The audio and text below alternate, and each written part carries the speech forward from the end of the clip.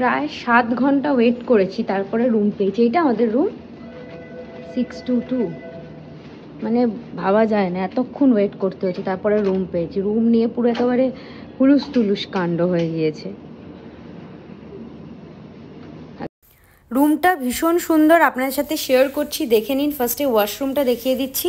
রুমে ঢুকেই ঠিক লেফট সাইডে ওয়াশরুমটা আছে, অনেক বড় ওয়াশরুম এখানে। আর ওয়াশরুমে সব কিছু যা যা থাকার সবই আছে, আমি আর বললাম না কি কি আছে। আর এখানে বাথটবও আছে, যেটা নর্মালি থাকে সব জায়গায়, প্রত্যেকটা 4 স্টার 3 স্টার হোটেলে থাকে, সেটাই আছে বাথটব। আর খুবই সুন্দর, আমার তো ভীষণই ভালো লাগছে। ওয়াশরুমটা পুরোটা দেখানোর পর তারপরে রুমটা একটা ট্যুর দিয়ে দেবো। ওয়ার্ড্রপটা দেখুন, কি সুন্দর ওয়ার্ড্রপ, দারুণ ওয়ার্ড্রপটা।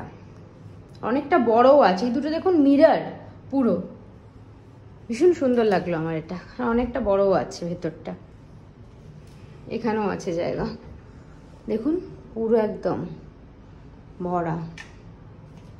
আমি আজকে সব যে ড্রেসগুলো এনেছি, কবে কি পরবো সবের মধ্যে রাখবো। ওয়ার্ড্রপটা খুব পছন্দ হয়েছে। ওয়ার্ড্রপের পাশেই টি কফি করার জন্য একটা ইউনিট করে রাখা আছে, আর সব রকম ব্যবস্থা আছে। এটা হচ্ছে টিভি ইউনিট, দেখতেই পাচ্ছেন। আর এই জায়গাটা সব থেকে সুন্দর, এখানে হচ্ছে ড্রেসিং টেবিল টাইপের, এখানে সব জিনিসপত্র রাখতে পারবেন সাজার। বিশাল আয়না আছে যেখানে আপনারা মুখ দেখতে পারবেন।